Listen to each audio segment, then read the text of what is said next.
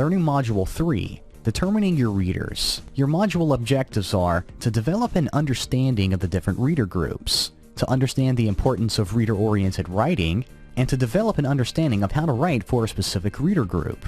Before you begin to write, you need to consider the following main points. Who is your target audience?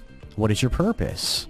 And what is your content going to be? Determining who your readers and target audience are will be one of the most important aspects of writing. Before you start writing, you need to know who it is that you're going to be writing for. In other words, you want to narrow everything down and arrive at a point where you can start focusing on the main content of your ebook.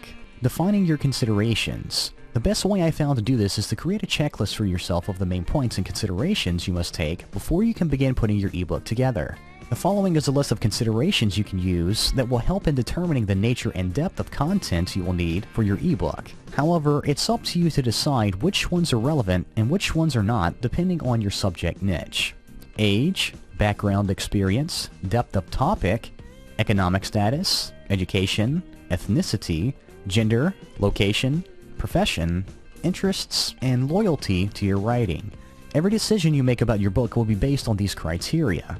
This includes vocabulary, sentence structure, tone, humor, and imagery, among others. In short, the content of your ebook should be written with your audience in mind. Writing your ebook. After you start writing your ebook, it's a good idea to keep this checklist handy as you progress. This will help to keep you focused on writing for your selected audience based on the items on your list. If you find yourself getting off track, then make the necessary changes and readjust. As you can see, this means that you have a lot of research to do before starting your ebook. This is best done during the initial planning phases where everything is still being laid out. Writing for a specific audience also increases your chances of success. Be sure that everything about the book is focused to meet the considerations you've defined, including language, colors, fonts, layouts, cover, and of course the title of your ebook.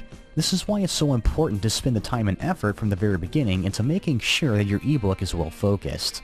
Example of your target audience. 5 years ago, no one would have known what an ebook was. This is how new this concept is.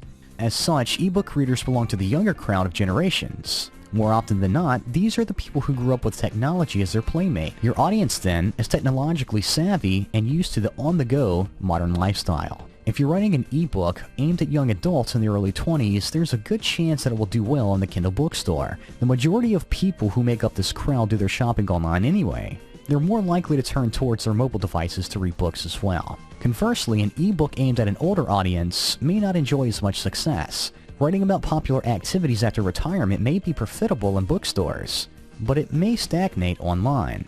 However, with some good research, you can identify exactly where you need to be. This is another good reason for identifying your audience ahead of time. It lets you see if your ebook idea will flourish or totally bomb. Many experts believe that this generation gap is set to disappear eventually. But for the meantime, however, it's here, and you have to consider this in your decision in writing your ebook. Thanks for watching, and we'll see you in the next video.